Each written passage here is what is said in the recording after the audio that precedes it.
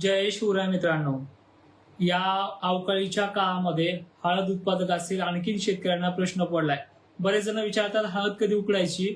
त्या संदर्भात शेतीचं नियोजन अवकाळीच्या आधी आणि अवकाळी काळामध्ये कसं करायचं हे आपण आपल्या लाईव्हच्या माध्यमातून सांगणार आहोत. आणि याच व्हिडिओच्या मार्फत याच वेळेला लाईव्हच्या अंतर्गत तुम्हाला पुढील काळातही शेतीचं नियोजन ऐकण्यासाठी तुम्ही या चॅनलला फॉलो करून ठेवा, जेणेकरून तुम्हाला सगळी माहिती सगळ्या जिल्ह्यांची आपण देण्याचा प्रयत्न करणार आहोतच. तर मित्रांनो, येत्या 48 तासामध्ये वाऱ्याचा जो जोर आहे त्या वाऱ्याच्या जोरामुळे अंधुक ढगाळ परिस्थिती व्हायला सुरुवात होईल, ती म्हणजे कोकणामध्ये. आणि येत्या 72 तासात म्हणजे 12 आणि 13 तारखेपासून पुढे वातावरण हे ढगाळलेलं पाहायला मिळेल. अरबी समुद्रामध्ये असलेलं बाष्प हे पूर्णपणे महाराष्ट्राच्या दिशेने पश्चिम महाराष्ट्राच्या मार्गे अति जोराच्या वाऱ्याने एकसारख्या वाऱ्याने येणाऱ्या 13 आणि 14 तारखेला महाराष्ट्राकडे धाव घेतोय. बंगालच्या उपसागरातला लो प्रेशरचा प्रभाव हा देखील याच तेलंगणा कोकण किनारपट्टीच्या भागाकडे येणार आहे. त्यामुळे 15 तारखेला पहिला पाऊस महाराष्ट्राच्या काही भागांमध्ये सुरुवात करतोय. 14 तारखेलाच या पावसाची झलक काही प्रमुख भागांमध्ये पाहायला मिळू शकते. पण 15 तारीख ही 3 ते 4 जिल्ह्यांसाठी ऍक्टिव्हिटी वाढवणारे आहे. त्या जिल्ह्यांचं नाव आहे नागपूर जिल्हा, हिंगणघाट, वर्धा या भागांचा समावेश होत चंद्रपूरला देखील थोडी दस्तक आहे. यवतमाळ आणि नांदेडला याची चाहूल लागेल. पण कमीत कमी तुम्हाला हळद उत्पादकांना काय नियोजन करता येईल या तारखेचा अंदाज घेऊनच करावा लागणार आहे. नागपूरकरांना, हिंगणघाटकरांना स्थानिक वातावरण पण धोके मात्र कमी आहेत. 16 तारखेला वातावरणाचा जोर हा धुळ्यामध्ये साक्री भागाकडे देखील आहे. मालेगाव, नाशिक क्षेत्रामध्ये वाऱ्याच्या तीव्रतेमुळे पाऊस कमी अधिक टक्केवारीनुसार तिथे होत राहील. पण साक्री सारख्या ठिकाणी, धुळ्यासारख्या ठिकाणी शेतकऱ्यांनी आपला हळद उत्पादक शेतकऱ्यांनी तिथलं नियोजन या दिवशी सतर्कतेमध्ये करण्याचं प्रमाण मी वारंवार सांगतोय त्याप्रमाणे करावं लागणार आहे. काही शेतकऱ्यांची बाजरी, गहू, ज्वारी काढण्याचं नियोजन चालू आहे. मोठा धाक मात्र नाहीये, पण तरी सुद्धा 4-5 गावखेड्यांना हा रडार 16 तारखेला देखील धुळ्या, मालेगावमध्ये आणि नागपूरसह, मी तारखेनुसार अंदाज सांगतोय. ज्यांना नाही सांगितलं असं नोईजी या तारखेला आपल्याकडे नाहीये, पण ज्यांना सांगतोय त्यांनी फक्त फोकस लक्ष देऊन ऐकायचंय. मालेगाव, नाशिक क्षेत्राच्या धुळ्याच्या भागाला मी पुन्हा 16 तारीख सांगतो आहे. एक दिवसासाठी तिथे वातावरण मोठं असणार आहे. वारे मात्र दिवसभरातील आणि दिवस मावता आभाळ आणतीलच. ही टक्केवारी त्या भागामध्ये ह्या दिवशी कमी आहे. मात्र नागपूरला स्थानिक वातावरणाची आणि गरमीची, मेघगर्जनेच्या ढगांची गर्दी ही नागपूरच्या बऱ्याच भागांमध्ये राहू शकते. पाऊस पडण्याचं प्रमाण 20% आहे. 10 ते 15 गावांना धोका आहे. पण नागपूरकरांनी देखील जसं की भंडारा असेल, कामठी परिसर असेल, तुमसार परिसर असेल, कटोल असेल, सावनेर असेल, या देखील भागाने या दिवशी 16 तारखेला सतर्क राहायचं आहे. चंद्रपूरकरांनी देखील गडचिरोली या हिंगणघाट भागामध्ये सुद्धा 16 तारीख थोडी अडचणीची आहे. दिवस मावळता ही शक्यता वाढू शकते, त्यामुळे चिंतेची बाब राहू शकते. त्यानंतर परिस्थिती 17 तारखेला आणखीन बळकट तिखट होणार आहे. यामध्ये यवतमाळ, नांदेड, लातूरचाही समावेश होतोय.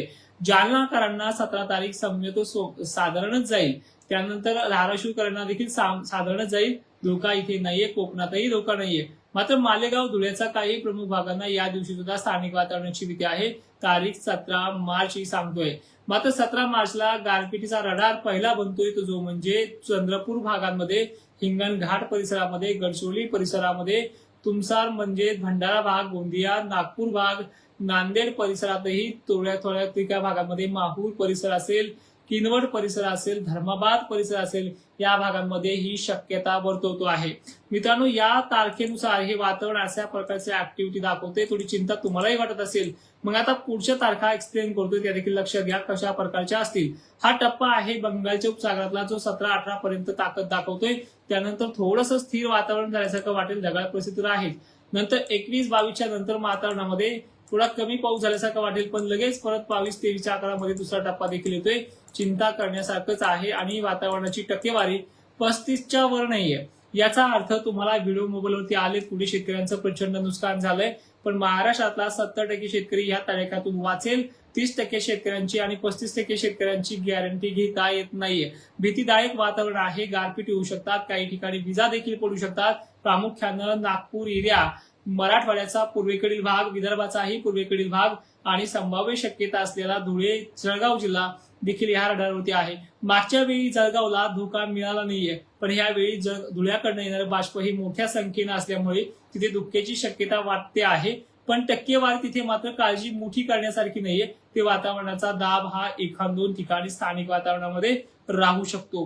द्राक्ष उत्पादकांना एक विनंती आहे, शेतकऱ्यांचे भाव या अंदाजामुळे जास्त पडत असतील तर तुमचा अंदाज टाळावा की न टाळावा हा कमेंटमध्ये सांगायचा आहे. पण तुमच्या भागाची टक्केवारी सुद्धा कमकुवत आहे, जेणेकरून तुम्हाला सर्वदूर पावसाची नोंद होणार नाहीये. पण मात्र 20 ते 25% व्याप्ती तुमच्या भागात मॉडेलनुसार स्पष्टपणे अभ्यासामध्ये दिसत आहे. यानंतर परिस्थिती आपण जर पाहिली मित्रांनो, की मार्च महिना जसा वातावरण ऍक्टिव्हिटीमध्ये आहे, वारे सुद्धा ढकलण्याचा प्रयत्न करतात. वाऱ्याची ताकद पाऊस आणण्याची आहे आणि ती दुसरीकडे नेण्याची सुद्धा आहे. पण या सगळ्या गोष्टींचा जर विचार केला तर महाराष्ट्रामध्ये गारपिटीचे, वादळाचे रिपोर्ट्स आपण पूर्णपणे तुमच्यापर्यंत मांडलेले आहेत. आता उद्यात आपण प्रमुख भागांची माहिती, ज्यांची आपण ह्या 11 ते 12 दरम्यान काय हाल होऊ शकतात हे देखील सांगण्याचा प्रयत्न करूयात.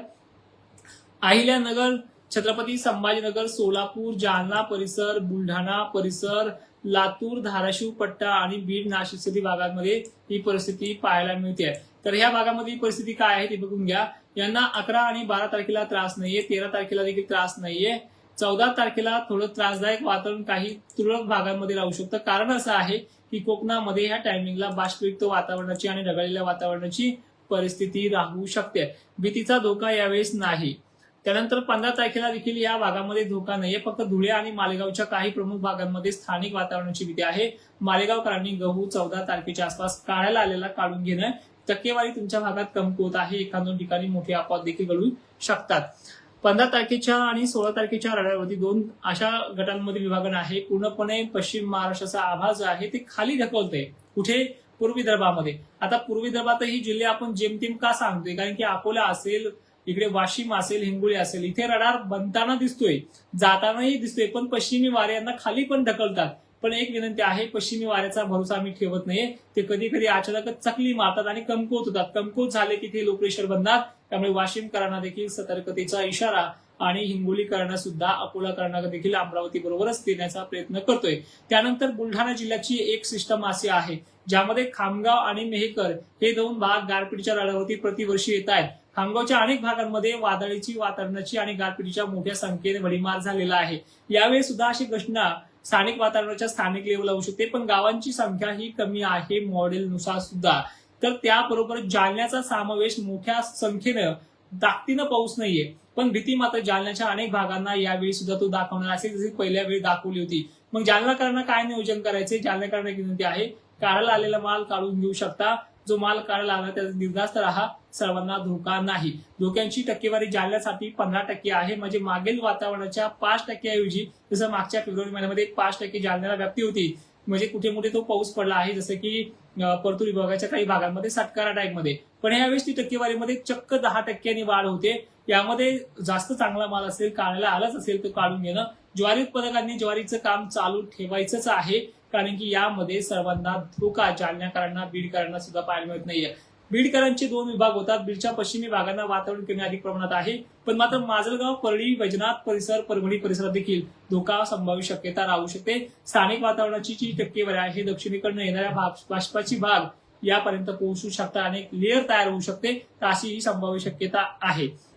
आता सरळ सरळ रोखठोक सांगायचं झालं तर मग कोणत्या भागांना हे होणारच आहे आणि टक्केवारी जास्त आहे, तर एक्झॅक्टली त्या भागांची नावं तुम्ही समजून घ्या. नागपूर जिल्ह्याची टक्केवारी सर्वाधिक जास्त आहे, चंद्रपूर 1 नंबरला आहे. त्यानंतर वर्धा, भंडारा ह्या भागाचाही नंबर 1 वरती आहे. यवतमाळ सुद्धा, डोंगराळ भागांची परिस्थिती या भागामध्ये किचकट राहू शकते. नांदेड पट्ट्यातही जेमतेम परिस्थिती आहे, पण धोके मात्र इथे विसरता येणार नाहीये. तिथला भाग जो आहे तो जेमतेम आणि अतिशय भयंकर उष्णतेच्या रडावरती आजही तडकतोय, तर अशा प्रकारची कंडिशन आहे. आता तापमानाबद्दल बोलूयात. तापमानाची लेअर कमी होणार नाहीये. तापमानासाठी एक एप्रिल महिना सुद्धा ओलांडावा लागणार आहे. एप्रिल महिन्यामध्ये ऊस उत्पादकांना दिलासा मिळू शकतो, ज्यामध्ये वातावरण पावसाचं आणि थंडीचं देखील राहू शकतं. पावसामुळे बनलेल्या थंडीचं असा दिलासा देखील मिळू शकतो. अशा प्रकारची संपूर्ण रिपोर्ट तुमच्यापर्यंत सादर केलेला आहे. आता वेळ आहे तुमच्या कमेंट घेण्याची. त्या कमेंटकडे मी फोकस करतो. घनसावंगी, तिमिर, अंतर्वल्य, वारं, आभा ह्या गोष्टी राहील, पण मोठा धोका दिसत नाहीये. तुळजापूर 16 आणि 25 दरम्यान वातावरण खराब आहे. पश्चिमी वाऱ्यासह गरमीच्या दक्षिणी भागाचा हा लेअर फटका बसू शकतो.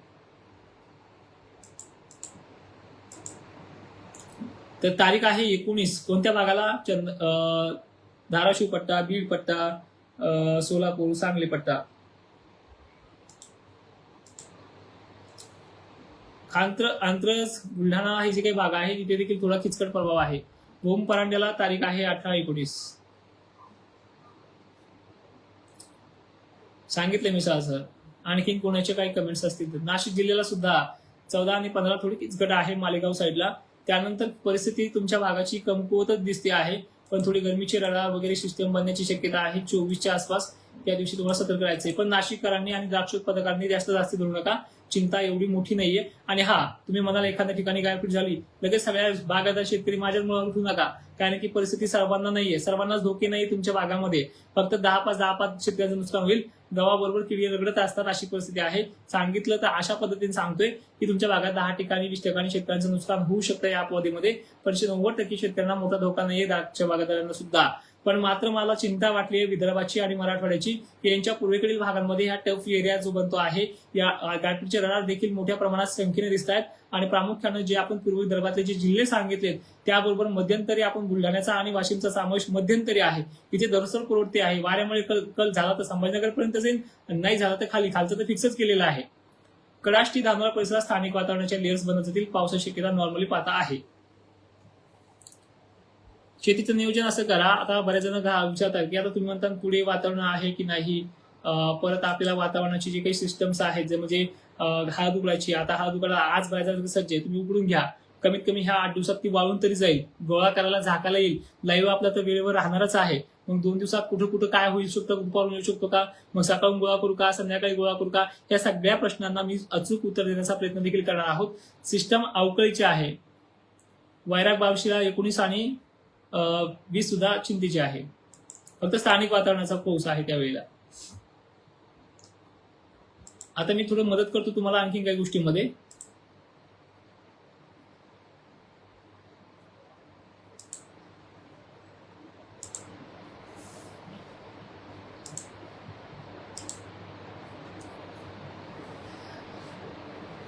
सांगली जिल्ह्यामध्ये पाऊस पडणार आहे मित्रा. टक्केवारी कमी आहे. 10-5 ठिकाणी बऱ्यापैकी होऊ शकतो. आणि 17-18 पासूनच तुमची सुद्धा व्याप्ती आहे. नक्कीच कैलाश पवार आपल्या वाशिम जिल्ह्यामध्ये पूर्व भागात देखील आहे. तारीख आहे तुमच्यासाठी 18, 17, 19. मी तुम्हाला एप्रिल महिन्याचा डेटा सांगण्याचा प्रयत्न करायला थोडा वेळ द्या मला. मी कमेंट घेण्याचा खूप प्रयत्न करणार आहे.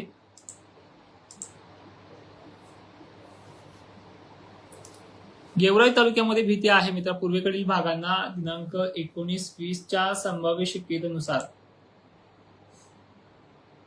परभणी जिल्ह्याची परिस्थिती लातूरच्या आणि नांदेडच्या वातावरणामध्ये थोडी अडचणीची आहे. आणि धोके मात्र वातावरणामध्ये बऱ्यापैकी पाहायला मिळू शकतात. आणि विषय असा आहे की आपल्याला कामे नियोजन वेळेमध्ये करायचे आहेत.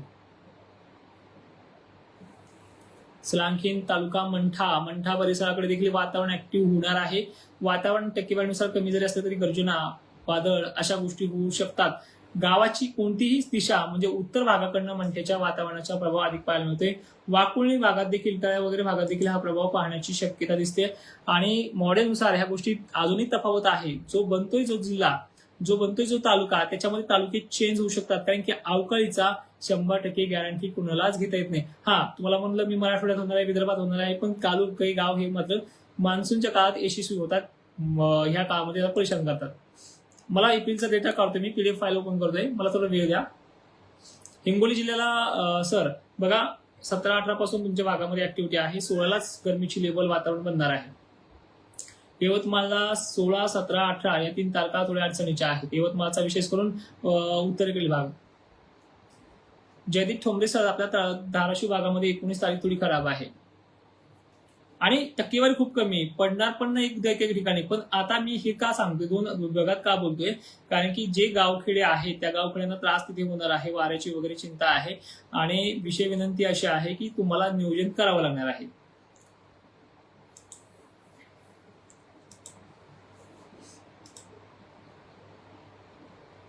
फलटण सातारा बघा पश्चिमी भाग जो आहे पलीकडे 14 तारखेलाच वातावरण तिथे ऍक्टिव्ह होते, वारे देखील जोराने वाहत आहेत आणि तुमच्या भागामध्ये वाऱ्याच्या ऍक्टिव्हिटीमुळे पाऊस थोडा कमी अधिक प्रमाणात आहे. तुम्हाला जवळपास चिंता दिसते पण इतकी नाहीये. पश्चिम महाराष्ट्र खानदेशला मोठा दाग दिसत नाहीये, पण गाव खेडे किंवा तालुका 20% आतमध्ये येणारे सगळे भाग तिथे असू शकतात. आता मागच्या वेळेस किती पर्सेंटेज सांगितले होते? 15%चं वातावरण आहे, त्यामध्ये 2-3 अपवाद होऊ शकतात, 2-3 अपवाद घडले, 15%च्या वर टक्केवारी निघलीच नाहीये. वाऱ्याने काही गहू पडला वगैरे वगैरे अशा गोष्टी झाल्यात, पण पावसाळी वातावरण ते 15%च्या वर ओलांडच नाहीये. ह्यावेळची टक्केवारी महाराष्ट्राच्या तुलनेमध्ये बघितली सरासरी तर 35%वरती पोहोचते आणि सर्वाधिक टक्केवारी मराठवाडा आणि विदर्भाच्या पूर्व भागामध्ये आहे.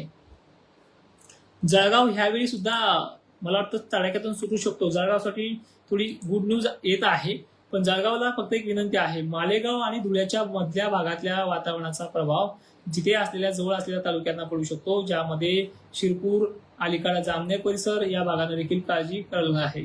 जय शिवराय दिगंबर खाम सर डायरेक्ट नेतेच केले का आम्हाला. परभणी तालुका गंगाखेड परिसर सुद्धा तारीख आहे 16, 17, 18, 19, 18 आणि 17 तशी चिंतेची आहे.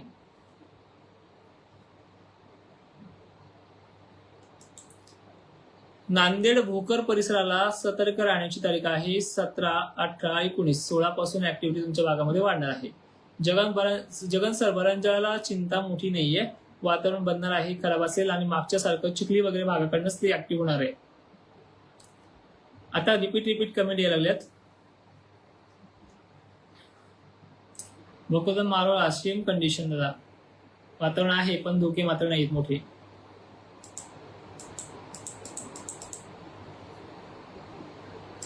एकच मिनिट, काय मॉडेल परेशान करायले. एप्रिल महिन्यामध्ये सुद्धा चिंतेची ढग आहेत. एप्रिल महिन्याच्या काही तारखा सुद्धा आणखीन किचकट राहणार आहेत. एप्रिल आणि बरोबरच मे सुद्धा परेशानीचा आहे. मे मध्ये सुद्धा काही तारखा समोर येतील. एक शॉर्टकट व्हिडिओ मी तारखा संदर्भात देईल. आता सुरुवातीपासून जी काय आपण माहिती सांगितली आहे, सुरुवातीपासून जे डेटा दिला आहे त्या डेटेनुसार आपलं काम करा. महाराष्ट्रातल्या हळद उत्पादक शेतकऱ्यांना विनंती आहे, 18 तारखेपर्यंत बऱ्याच ठिकाणी चान्सेस मिळतोय पूर्व विदर्भ आणि पूर्व मराठवाडा वगळता. त्यामध्ये पुन्हा संध्या कमी आहेत, नंतर 8-8 दिवसाची गॅप आहेत, हळद उकळून ठेवू शकता. पण नक्कीच तुम्हाला एक विनंती आहे, नागपूरकरांना तारीख लवकरची आहे. 15 आणि 16 पासून तिथे ऍक्टिव्हिटी वाढायला सुरुवात होईल आणि विदर्भाच्या सुद्धा पूर्व भाग देखील आणि मराठवाड्याचा सुद्धा पूर्व भाग देखील काळजीमध्ये आहे.